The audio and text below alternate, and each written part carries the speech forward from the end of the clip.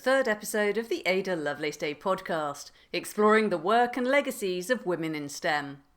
My name is Sue Charman Anderson, and every month I talk to women from around the STEM world about their careers, as well as talking to women and men about historic and modern women's achievements, discoveries and inventions. This podcast is made possible thanks to the generous support of ARM, our exclusive semiconductor industry sponsor. You can find out more about ARM's energy-efficient microprocessor technology on their website at arm.com, and you can follow them on Twitter at @ArmHoldings. If you'd like to join ARM as a co-sponsor of our podcast, then please email me at SUW@findingada.com. This month we have a geology special. Hazel Gibson is a researcher studying how we learn, understand and talk about geological concepts, and she'll be explaining why geoscience communication is so important. We're also talking to Dr Erik Klemetti about the work of volcanologist Professor Anita Grunder. So this week we are talking to Hazel Gibson, PhD student in geoscience, cognition and communication at Plymouth University. Hi Hazel. Hi Sue. So, geoscience, cognition and communication, what is that? Well, it's a question that a lot of people actually ask, but really what geoscience, cognition and communication is the study of how people think about geological subjects, how they learn about them and how they talk about them, how people communicate these kind of ideas. And it's a really interesting subject because it's an unusual combination of geology and psychology, which is two subjects that people don't often think of as going together, but geoscience cognition is the place where they meet. That's fascinating. So I did a degree in geology, and I don't think we ever mentioned cognition and communication. Is this something that is a relatively new area, or was I just not lucky enough to have a degree that covered it? No, you're right. It's a very new area. It's one of those things that often are found with geoscientists that this doesn't happen. Geoscientists don't tend to get any training in how to communicate their science in any way other than the traditional scientific way of writing a paper or doing a presentation at a conference. So that's really something that we'd consider to be just peer-to-peer communication, which is the only way that geoscientists in university are frequently taught to communicate. The problem then comes in is that the majority of people that are trained in geoscience don't stay in academia. They move into industry or they go and work in other fields. And the issue that you then have is how do you communicate your subject, your science, to your colleagues who might be engineers or city planners, if we're talking about people that are in industry, or even just to like the general public when you're discussing what you're doing in an area. I mean, you want to be able to carefully explain your science to someone else. And it's an issue that these geoscientists kind of face as soon as they hit the field is, how do I talk about my subject to someone that hasn't had my training? So this is really kind of where this science has come from, and it started mostly in the field of geoscience education, where geoscience teachers, earth science teachers, were looking at how to improve the education that they give the university students that are interested in studying geology or earth sciences or physical geography. And what is interesting is the fact that geology as a science, I'm sure you know, it's very different to a lot of the other sciences because it's, in a way, it's almost less empirical and sometimes is more observational based or historically based. And so you can't necessarily teach it in the same way that you would physics or chemistry and biology. And so these early geoscience educators were kind of thinking about the challenges faced by teaching geology and how to overcome those. And that's really how geoscience cognition came about, is they were really trying to find out how these students learn geology, what are the mental processes they go through when conceptualizing the subject, and how to kind of improve the way that we talk about our science. So you're absolutely right. geoscience students don't get this in university. I'm hoping that it starts to come in more, because it's really important for students of all sciences really to learn how to communicate their science. But with geology in particular, it's a really big challenge. And it strikes me as it's something that is increasingly important, because when I was at university, it felt like geology was something that we did that no one else was kind of interested in. The public didn't get to hear much about geology. Like, we weren't featured in newspapers, or, there were no geological stories in the popular media. Whereas now we're increasingly seeing how geology affects our everyday lives, and it's not just stories around fracking. It's also sort of other kinds of things. We hear a lot more about sort of tunneling under London, and those sorts of areas where there's a massive geological component, and it feels to me a little bit like we, as the general public, don't necessarily have the same vocabulary for geological sciences that we do, say, for medical sciences.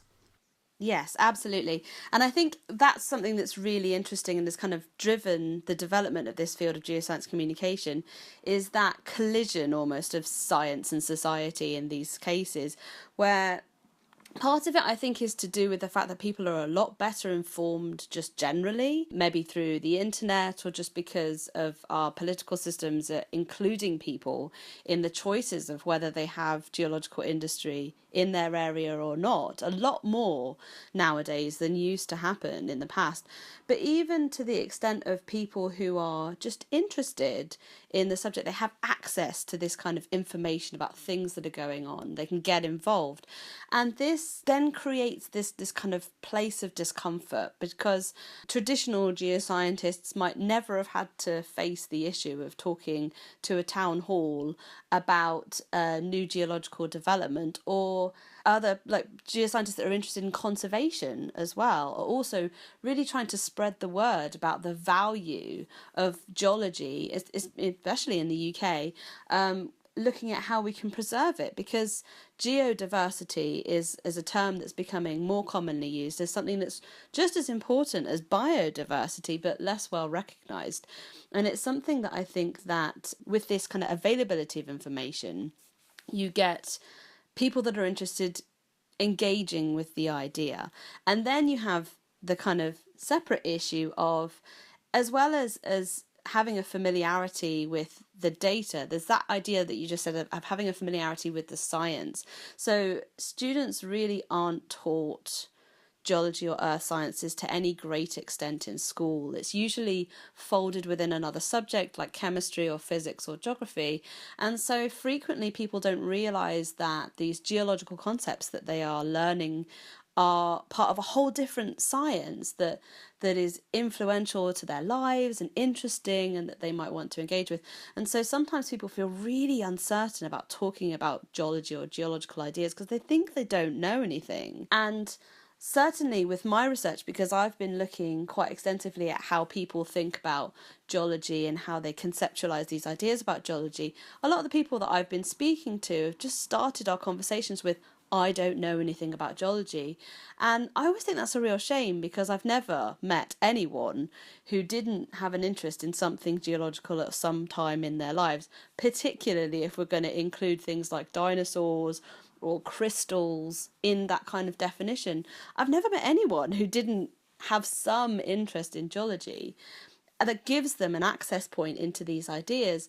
And so what's difficult with kind of mainstream communication of geology is then when you have people with access to information about, say, new technologies like fracking or radioactive waste disposal, carbon capture and storage, or they're just interested in kind of general structural events around them. Sinkholes have been a big thing in the news. People have been seeing a lot about sinkholes recently, and then trying to find out about how sinkholes happen and where they happen and why they happen.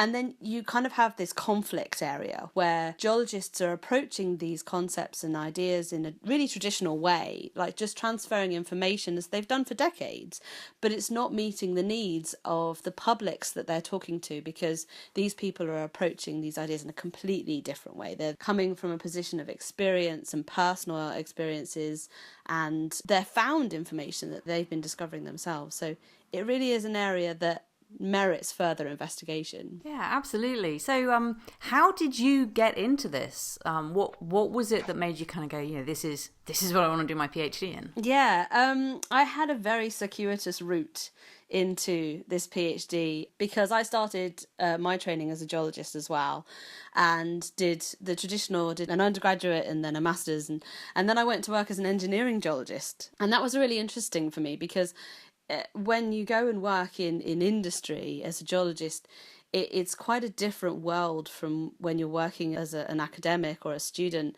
And the way that people approach things is very different. It's very demand driven, and it's all about deliverables and, meeting the needs of your company in order to provide a service. And so that was quite an interesting time for me. And it's really where I first came across this idea of the difficulties of communicating geology, because I was working a lot with engineers. Talking to an engineer about a geoscience subject, you'd just get this blank look back at you, and you'd be like, really frustrated trying to explain what I mean in a way that the engineer would understand what I was trying to say. And that was really kind of my first experience of this.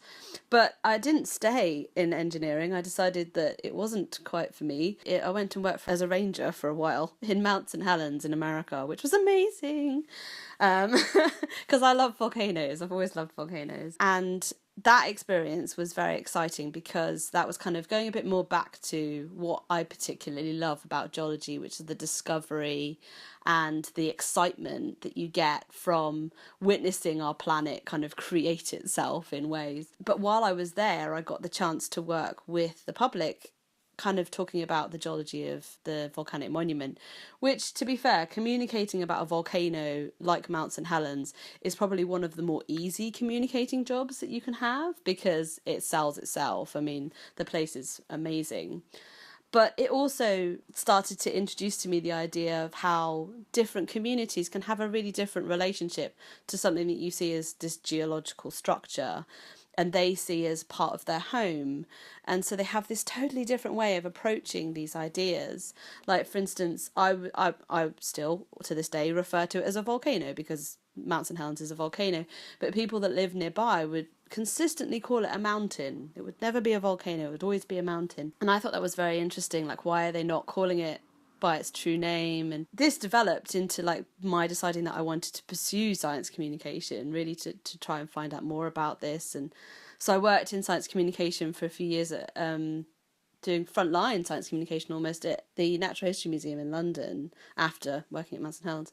And it was there that I really started to develop the ideas for the PhD, because it was at that point that I realised that the problem wasn't necessarily that the public didn't understand, but that there was a gap between me and the people that I was speaking to, and that we both had valid information to communicate, but that we weren't able to reach across this divide between us. And why did this divide exist, and where was it? How could we possibly bridge that gap to have better conversations? So that was really what led me to the PhD, was this desire to find out how, as a scientist, I can meet people in the middle of a conversation rather than just trying to give them information about whatever they're interested in. I wanted to make it more of a conversation to gain information from them as well as passing information to them. So it was something that I wanted to find out how I could improve, and led basically into this broader project. So this gap that you've mentioned, is that a gap of terminology? Is it a conceptual gap, a cultural gap? How would you describe it? I think what is kind of been considered in the industry, and certainly in science communication for a long time, is the idea that the gap exists because of training, maybe mostly, because what you then have is you have this idea of someone who's had scientific training, they develop a very different approach to data, to their information. And whilst a lot of this is often expressed in terminology, like the use of appropriate language is always discussed when people are talking about science communication. And this idea of making sure that you're using language appropriate to your audience. But what I've really found from my research is that it goes much deeper than this, especially for geology, because there's a lot of research that shows that geological training causes people to think differently about geology. Part of this is in your skills as a geologist. Like geologists tend to be really, really good at something called three-dimensional spatial reasoning, which is where you can take almost a mental image and rotate it and twist it in your mind and apply different factors to it and picture this quite comfortably, and geologists tend to be really good at this. Part of this is maybe because of a natural ability. There's an argument to be made of, do people become geologists because they're actually quite good at 3D spatial reasoning and so they feel more comfortable in this? But there's a lot of research that shows that you can train people to be really good at this. So there's an argument also to be made that we're teaching people to be better at this kind of three-dimensional spatial visualization. But there's also an interesting cognitive gap between the way that people access geology. Because one of the really big things that I found with my study is that because geology really, if we're talking about the deep structural processes of our planet, it's invisible. You can never see it. And even a geologist will only be able to visualize it using alternative methods like seismic imaging or something similar. And they're never actually seeing it. You can't ever see and experience geology in its natural environment, shall we say, without artificially influencing it. If you take a core out, a rock core from the ground, you're removing those rocks from their environment of pressure and fluid movement. You're seeing them out of context. So geologists, they don't ever get to see it in its context. And this is quite a difficult conceptual idea, really. And then geologists are trained to kind of accept this and move forward without worrying about it too much. But for people that haven't had advanced geological training, being able to picture what exists beneath them is really quite challenging, especially if they've never thought about it before. And so what I found is that people use different kind of techniques to penetrate through that kind of surface layer into this invisible underworld to help them think about what's going on. And this is where misconceptions or alternate conceptions come in, because people are finding ways to make something that's invisible, that you can't experience, familiar, and to find a way to get a handle on these kind of ideas. And so they use analogies or kind of similar kind of concepts that they use on the surface, and they kind of project these down into the subsurface. And it makes it quite difficult for a geologist who maybe doesn't use these techniques. They don't use alternate conceptions, they don't use the same analogy because they've had the training. They then find it quite difficult to understand why the non-expert is choosing to use these techniques, and it can provide a point of tension because they don't necessarily understand that this is something very difficult for someone who's not had geological training to visualize, to picture, and they're using whatever method they can to create these ideas, but it can lead to a mismatch between the two types of communication. It is the whole challenge of simplifying things into an analogy that then becomes incorrect. Yes, absolutely, yeah. You can see sometimes where these analogies come from. One of the most common ones that I came across that might be familiar to people is the idea of underground rivers. So when I was doing my interviews and I was talking to people about how they picture the subsurface, water was quite frequently mentioned. Also because it's something that people are familiar with. You know, they know about water in the ground. Water tables is an idea that people have heard of before. But when I asked people to represent these ideas, the only way that water was able to move through the ground in some circumstances was by using an underground river. Now, this is quite logical because underground rivers do exist, and you're able to picture them because you've seen them maybe in real life, or you've seen them on the telly, or a picture of one. It's not hard to visualize an underground river. The problem being is when people are not able to conceptualize any other method for water moving through the subsurface environment, because underground rivers represent a very, very small proportion of the way that water moves. And so what's interesting there is the idea that where, if you're talking about, say, flooding, for example, you might be talking about groundwater, water moving through the rocks in terms of like physically passing through those rocks. And the person that you're talking to is visualizing this idea of an underground river.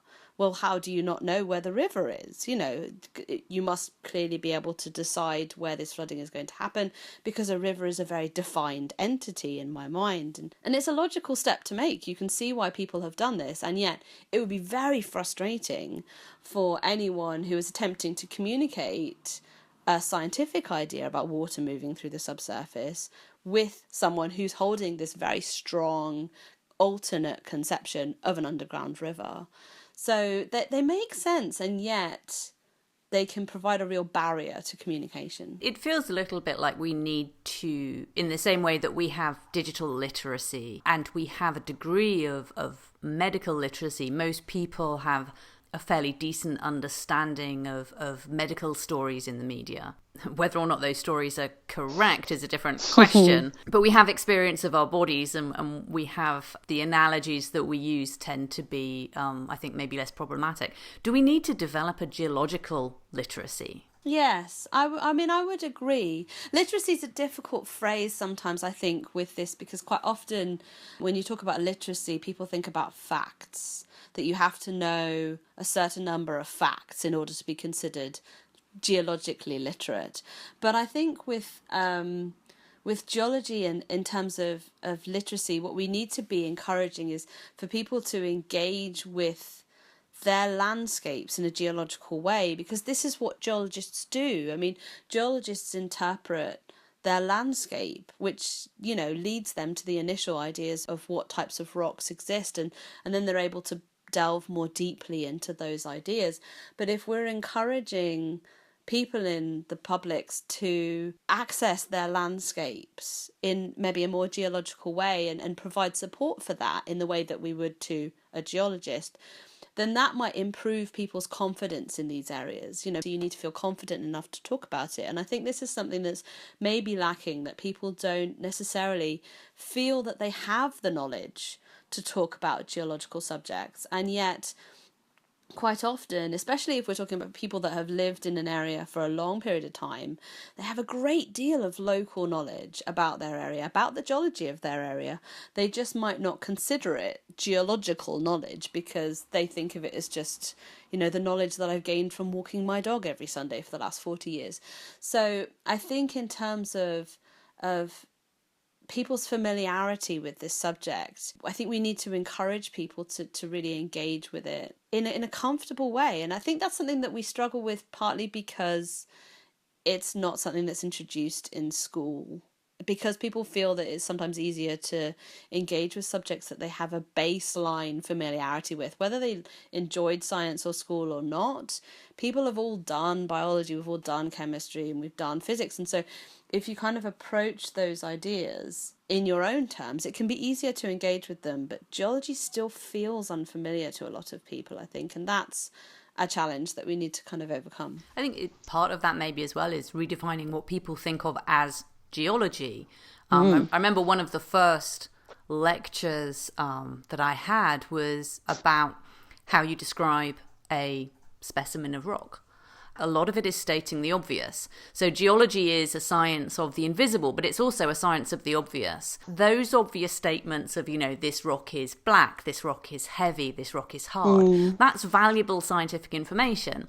And people maybe, I think, know a lot more about geology than they realise, because they discount it as being obvious. Absolutely. And in a way it's comparable to a lot of ecological science. I think when you think of people are quite comfortable in a lot of circumstances looking for bugs when they might not know a lot of entomology, and yet they're happy with going, well, this beetle is green and it has 6 legs and it's got a funny shaped antenna, and and therefore I'm going to go and look it up and find out what it is because I've got this basic descriptive information.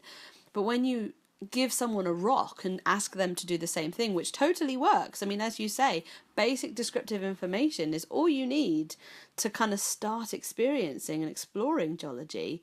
But people feel that that can't be all there is. I must have to know something before I can actually start doing this engagement with the subject. And I think that's a bit sad in a way, because geology as a science is based on observation. You can't do it without looking around you at the world in multiple scales, and it takes you back in time and it takes you to different parts of the world, and it's something that anyone can experience, and all you need are your eyes just to look and to start describing what you see. And yet people aren't comfortable with doing that. They think that they need this extra mystical level of knowledge which they don't have to start engaging, and I think that's a bit of a shame.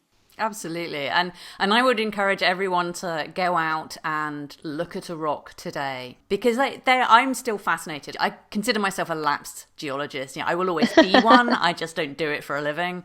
Walking around London and you look at all the different types of granite used for building facades, and the marbles and metamorphic rocks, and they're beautiful and they're inspiring, and this stuff is all around us, and all we need to do is really look at it and use Google to figure out what it is. Absolutely. Google is a great resource when trying to figure out what rocks are, because there's a lot of pictures, and so you can really help yourself to identify things from there.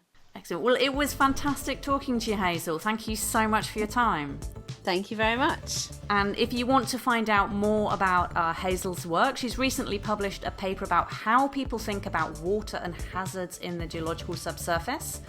And you can also see her Ada Lovelace Day live talk from 2013 on YouTube, and I will put notes and links in the show notes. So thanks, Hazel. We'll look forward to hearing more about geoscience cognition in a newspaper coming soon. So I'd like to welcome today in the second part of our geology special, Erik Klemetti, who is an associate professor of geosciences at Denison University in Granville, Ohio, and who writes the Eruptions blog for Wired.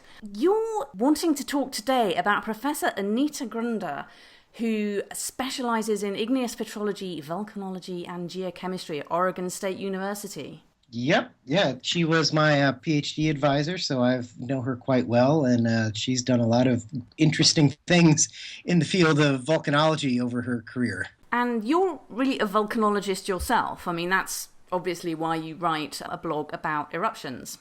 Yeah. So I study volcanoes on the west coast of the United States and in New Zealand, and that's where I got my start studying volcanoes. I was working at Oregon State on some volcanoes down in Chile with Anita. The work that you were doing with Anita and Anita's contributions to the field, do you want to tell us a little bit more about that? Yeah, so Anita has been sort of on the forefront in many ways of thinking about volcanic systems from the top down. And by down, I mean going down 10, 20, 30, 40 kilometers beneath the volcano, and looking at the stuff that erupts out of the top, whether it be big ash flows or lavas, whatever comes out of the volcano, looking at the crystals, looking at the compositions, looking at the ages of the material that's come out, and not just trying to find out about the lavas themselves, but rather pick apart everything that's in that lava to tell us something about how much basaltic magma might have been coming from the mantle that led to how much melting of the crust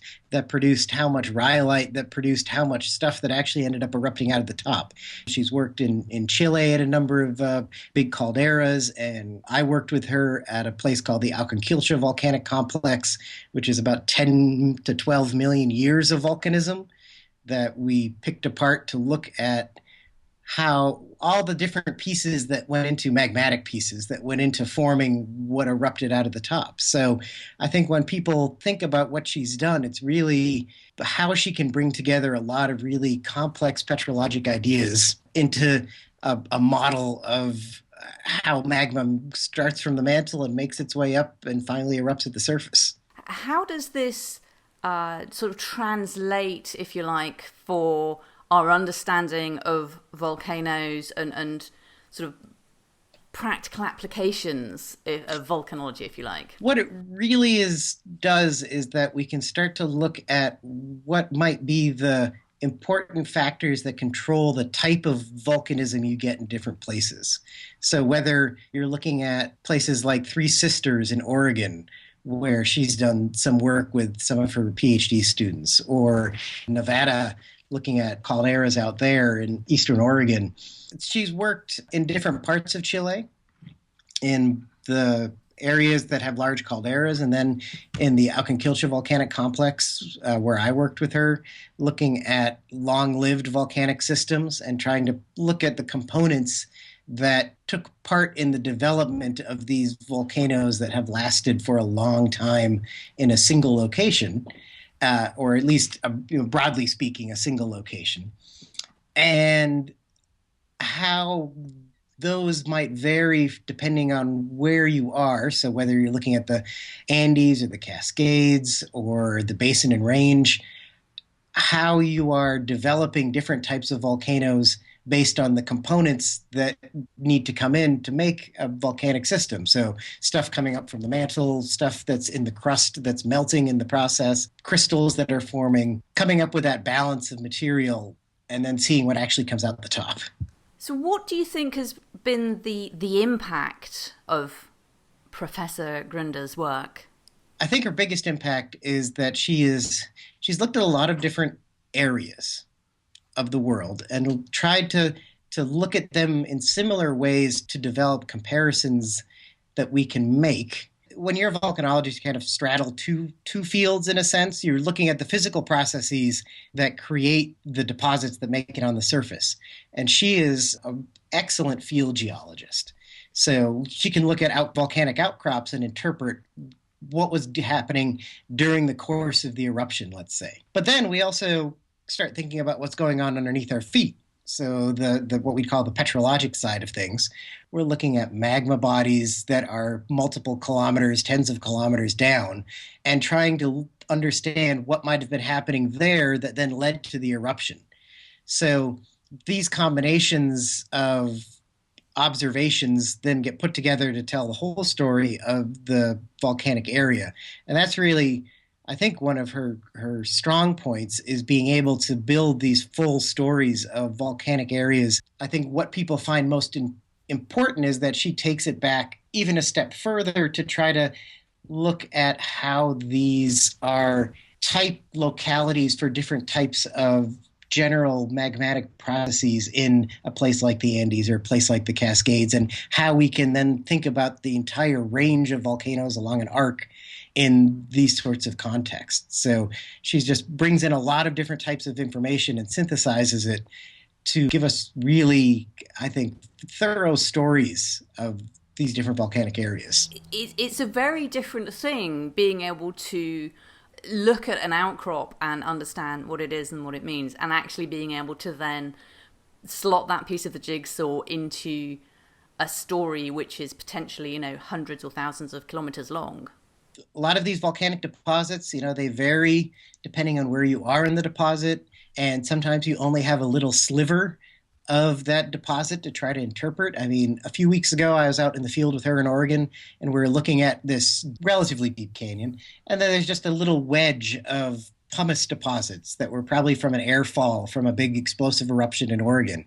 And, she could look at it and start making statements about, well, some of this looks like it's been reworked at different times, so it might not have been deposited all at the same time. And being able to see how these different factors might affect the deposition of these volcanic deposits. And then once she has that, start looking at what actually makes up the deposit and how that's informing us about what was happening beneath our feet at the time that this thing was going off. Now, I wanted to talk as well a little bit about some of her awards, because being a woman in geology, and she was hired in 1986, so she's been in the field for a very long time, both figuratively and literally.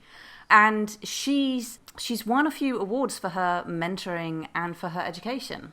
I think anyone who's worked with her realizes that she's gifted at being able to explain these volcanic processes to almost anyone and is excited about it and will challenge people who, you might not have any sort of geologic background at all, but she'll get you thinking about it, whether you think that you're going to or not. So that is some of the reason she was awarded in 2009 the Association of Women Geoscientists Outstanding Educator Award, because she has just had countless students, both undergraduates and grad students, and people who are just geologists who learn from her, come through her classes or field experiences with her and get to feel like you get to know volcanoes very rapidly in her classes, because she just has that sort of unbridled enthusiasm about it and the ability to get people excited as well, whether you thought you were going to be excited about volcanoes or not. That is one thing that really, once I started working with her at Oregon State, was apparent, and one of the things that I tend to try to model and steal a lot of her ideas that in my teaching here at Denison, because she just has sort of that knack for bringing people out into the field and just saying, take a look at these rocks and tell me something interesting about them, and it really gets people thinking and can produce some interesting things that you might not be expecting at the time. So what kind of influence has she had on you personally and on your career? There's kind of two ways that I think about this. One is that enthusiasm for everything. She is definitely not a professor who thinks of people as units that are headed towards another academic career. I'm sure that she's happy when her students end up as professors, but she's been happy when her students end up as almost anything, because she has this enthusiasm about people doing things that they're interested in. And that is something that I've tried, again, to emulate, is this enthusiasm towards, it sounds a little weird, thinking of students as people, because that's sometimes you get the impression, you read the news or you read articles about higher education and they talk about professors just wanting to churn out more professors. And she's definitely not of that ilk. It allowed for me to not have as much stress about feeling where my career might end up taking me. She's also one that understands and appreciates and works towards an appropriate sort of work-life balance. Both her and her husband have been always very adamant about making sure that they are not just at the lab working all the time. And that was, again, a good model that I saw.